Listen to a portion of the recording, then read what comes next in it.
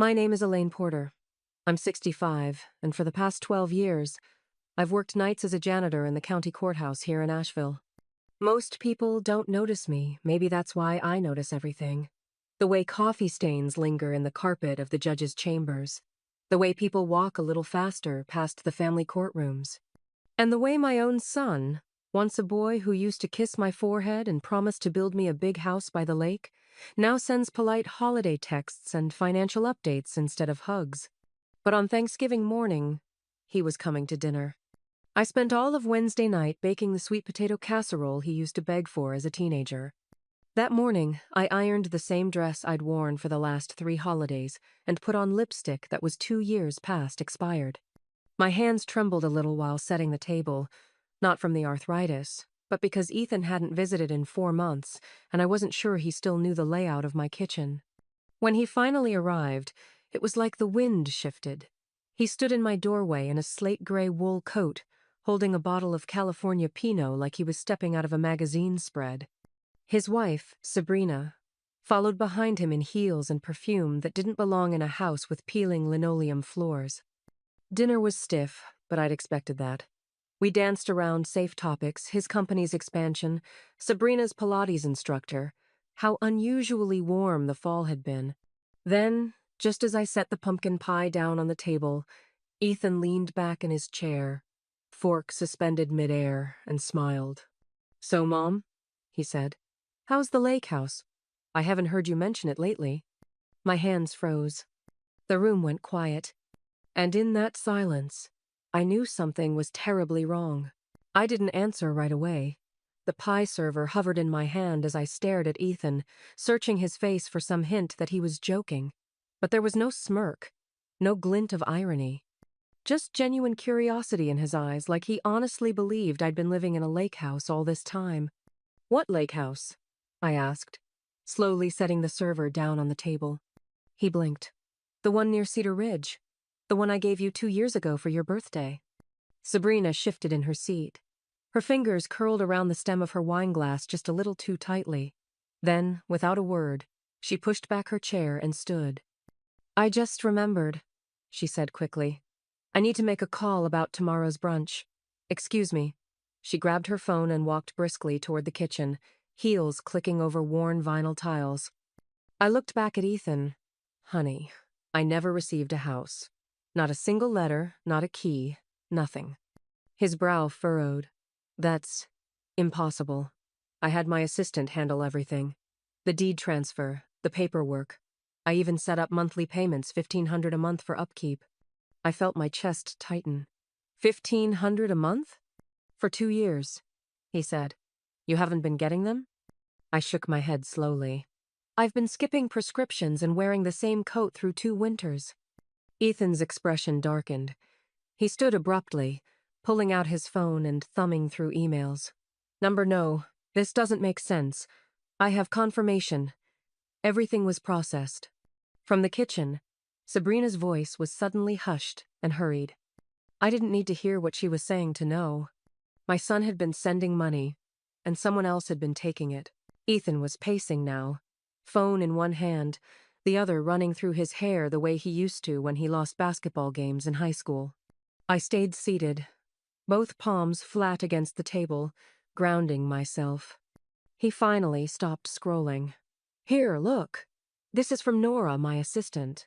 2 years ago, she confirmed the deed was transferred to your name. And the payments they were set to auto-deposit on the 1st of every month. That's $36,000, Mom. You never got any of it?" I shook my head, but my eyes were already drifting toward the kitchen. I could still hear Sabrina talking softly, too softly, like someone trying not to be overheard. "I want to see the paperwork," I said. Ethan nodded and tapped his screen. "Nora, can you send me copies of the original deed and the bank details for the transfers?" "Yes, all of it." When he hung up, we stood in silence for a moment, both of us listening. Sabrina's voice had stopped. Not faded, stopped. That made my stomach sink. I got up slowly and stepped toward the kitchen. Sabrina stood near the window, phone still in her hand, but her back was turned. Her shoulders were tense, unmoving. When she heard me behind her, She turned too quickly, with a smile that didn't reach her eyes. "Everything okay?" she asked, voice too light. Ethan appeared beside me, jaw clenched. "Sabrina, do you know anything about the lake house paperwork?"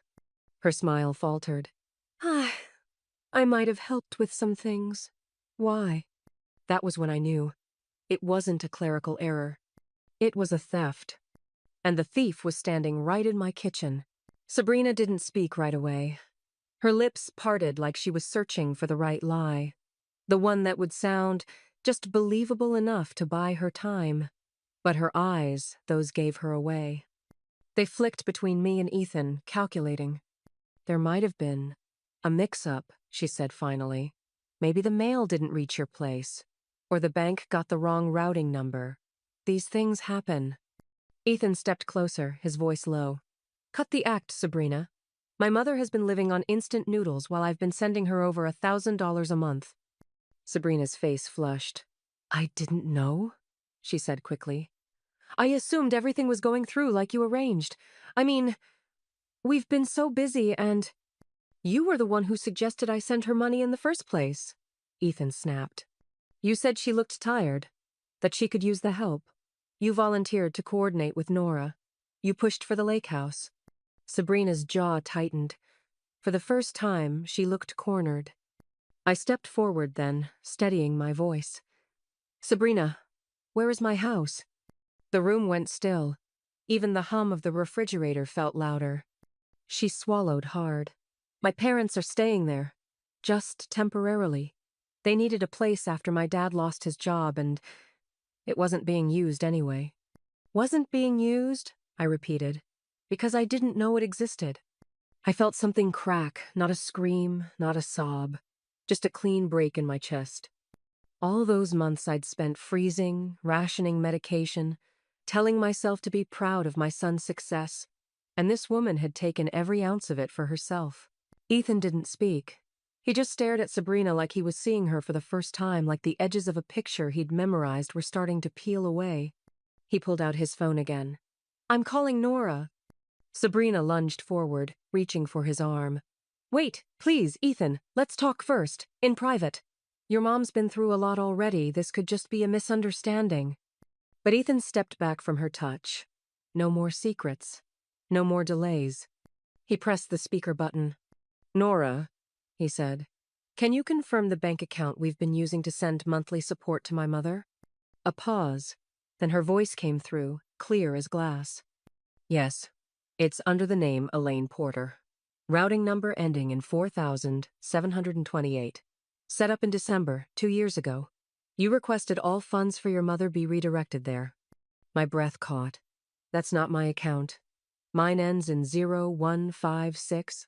I've had it for 20 years. Nora's voice hesitated. "The change came from your wife. Sabrina called and said your mother had switched banks. She gave us the new number." Ethan lowered the phone slowly. His face had gone pale. Sabrina opened her mouth, but nothing came out. "And the deed?" I asked, barely able to speak. Nora responded, still unaware of what was unfolding. "Transferred to Elaine Porter on November 15th, 2 years ago. Documents signed and mailed to the address provided 847 Sycamore Lane, Unit 4B. "I've never lived there," I said quietly.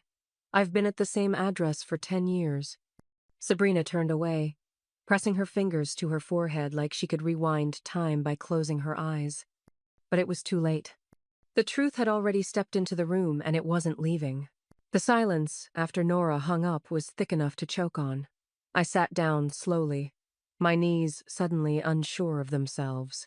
Ethan stayed standing, motionless, as if moving would make it worse.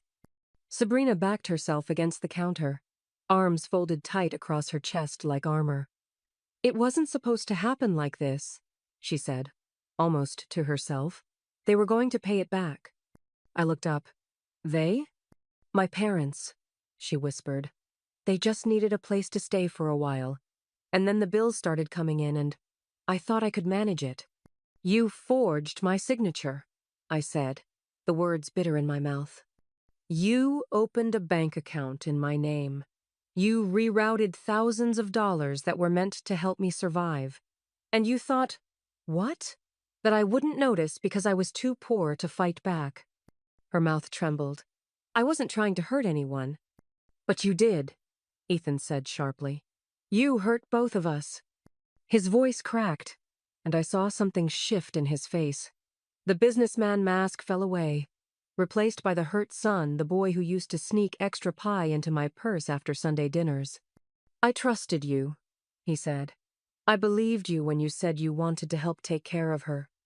Sabrina wiped her face with the sleeve of her sweater. I didn't know it would get so far.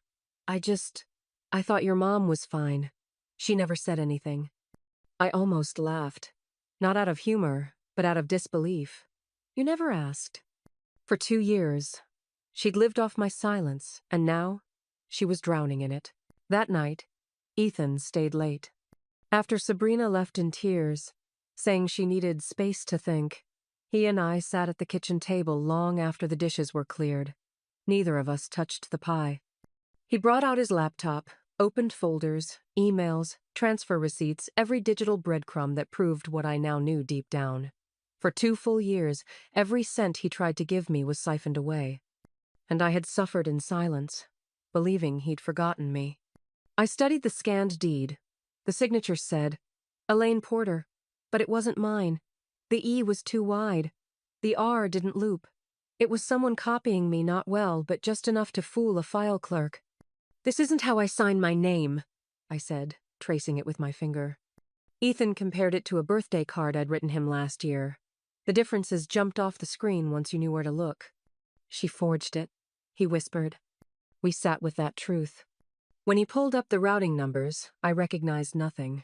The bank wasn't even one I'd ever stepped into. Sabrina had used my full name, my social security number, my address, then rerouted everything. Mom, he said, voice tight. This is identity theft. We need to go to the police. I nodded slowly, but something in me resisted moving too fast. Not because I had doubts, but because something told me this wasn't the end of it. Thieves like Sabrina rarely steal once. They get good at it, and the better they get, the more invisible people like me become. I wasn't going to let that happen again. The next morning, I called in sick for the first time in over a decade. Mrs. Green at the courthouse sounded surprised. You sure you're okay, Elaine? She asked.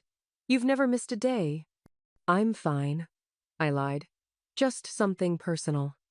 By noon, Ethan returned with a banker's box full of files, his laptop under one arm, and a face that had aged overnight. He spread everything across my dining table, the same table where Sabrina had smiled at me over mashed potatoes like we were family. We started with the bank records. Every transfer, every note marked for Mom, each one sent on time, every month, all of them directed to the wrong account. I watched Ethan's jaw tighten with each transaction. There were extras. 2 $500 for glasses, $800 for dental work, $1,000 just because, around Christmas. She told me you'd cried over the cost of a crown, he said quietly. I didn't want you to feel embarrassed asking. I hadn't cried over a crown. I'd pulled my own molar in the bathroom with a pair of pliers and a bottle of bourbon. The total added up fast. Ethan ran the numbers with shaking hands. 43,000, he said. I covered my mouth. That was more than twice what I'd earned last year scrubbing courthouse floors. And that's just the money, he added. We still haven't factored in the house. We drove to the address Sabrina had used for the fraudulent bank account, 847 Sycamore Lane, a rundown apartment complex with boarded windows and a mailbox stuffed with unopened envelopes. Unit 4B was vacant, just a ghost address. But Sabrina? She had been very real. And she'd built a whole life off the wreckage of mine. We didn't stop at Sycamore Lane. After confirming the apartment was a decoy, we headed straight to First Horizon Bank, the institution tied to the fake account. I brought every piece of ID I owned, including my social security card, utility bills, and my voter registration. The banker, a young woman named Erica, scanned through the profile, frowning as she clicked. Ma'am, this account's been active for just over 2 years. Opened with a $50 deposit, all wire transfers since then, but she turned the screen toward me. We have no record of you ever visiting this branch. I leaned in. Because I never have. She hesitated, then pulled the original signature card. It was the same imitation again, my name, but not my hand. That's not me, I said. That's forgery. Erica nodded slowly. This is a case of identity theft. I'm going to recommend you file a report immediately. We spent the next hour documenting everything. The bank account, the forged signature, the fraudulent mailing address. And then, just when I thought we'd seen it all, Ethan opened another folder, Sabrina's tax filings. She used your identity to claim dependency credits, he said, filed false returns, and listed your income like you'd received the money. I stared at the forms, numb. So the IRS thinks I'm hiding income I never received. Yes, he said, and that could mean an audit or worse. It was no longer just personal. Sabrina hadn't just stolen from us. She'd weaponized the system. I wasn't a grieving mother anymore. I was a suspect. And if we didn't act fast, her lies would bury me further than poverty ever had. By Friday, Ethan's lawyer had a file the size of a phone book. We sat in his office across from a man named Marcus Hill, stern, precise, and not the type to sugarcoat. He laid out the findings one by one, like stepping stones across a poisoned river. Sabrina didn't just reroute money and forge documents, he said.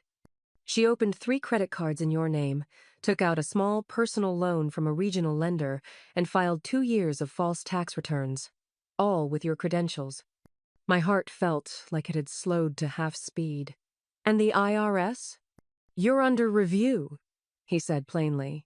They've sent letters to the Sycamore address, of course. You've technically failed to respond. On paper, it looks like evasion. I wanted to scream, but even that would have felt too small for what I was carrying. And the house? Ethan asked, his voice brittle. Marcus adjusted his glasses. The lake house is legally in your name. That's the one clean part of this, ironically, through forged documents. Sabrina's parents have been living there, and renovations have increased its value. Ethan clenched his jaw. They'll be out by the end of the month. They'll have to be, Marcus replied. This is criminal fraud.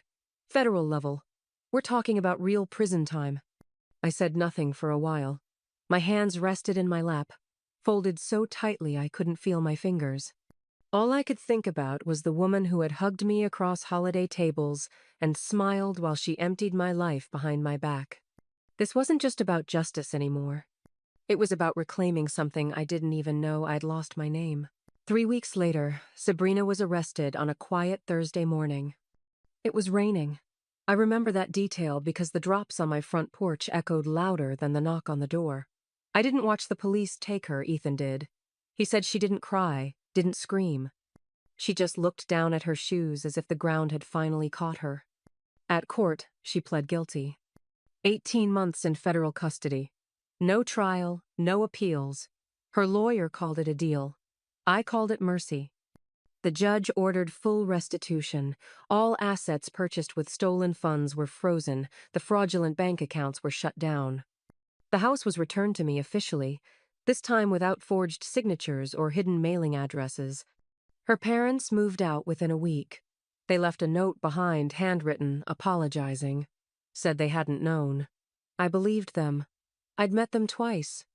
They seemed decent, just ordinary people swept into someone else's storm. Ethan stood beside me when I signed the final documents at the county recorder's office. His hand hovered over mine, not pushing, not guiding, just there. I should have seen it, he said softly. You trusted your wife, I replied. That's not a crime. But she made it one, he whispered. I didn't say anything after that. There was nothing else to say. I had my house. I had my name back. But what surprised me most wasn't the relief, it was the quiet. Not peace exactly, not yet. But silence without shame. And that was a start. The lake house didn't feel like home at first. Even after the deed was refiled, the locks changed, and the utilities transferred to my name, I still walked through each room like a guest in someone else's life. The furniture was clean, modern. The kitchen spotless. The screened porch overlooked still water that should have soothed me, but it didn't, not yet. I started small. New curtains in the bedroom, a second-hand rocking chair for the porch, a faded photograph of my husband placed gently on the mantel. Then came the tomatoes I planted in the side garden, the basil, the wind chime near the back door. I didn't need all the money the court returned, but I kept it. Around $95,000 in total compensation, back payments, interest, more than I'd ever earned in 5 years at the courthouse. I bought better shoes, filled every prescription, and for the first time in a decade, I didn't check the gas meter before turning on the heat. Ethan came every Sunday with pastries and a new story. He no longer arrived in a rush, no longer skimmed the surface of our conversations. He stayed long enough to help me prune roses. Sometimes we didn't speak at all, we just listened to the lake breathe. "You were always trying to take care of me," I told him one afternoon. He shook his head. "I'm just sorry it took this long to figure out how." Sabrina never reached out, and I didn't expect her to. Some debts are legal, others are human. I let the courts handle the first. The second I laid down gently, like something no longer worth carrying. This house was once stolen from me. Now, every breath I take inside it is mine again.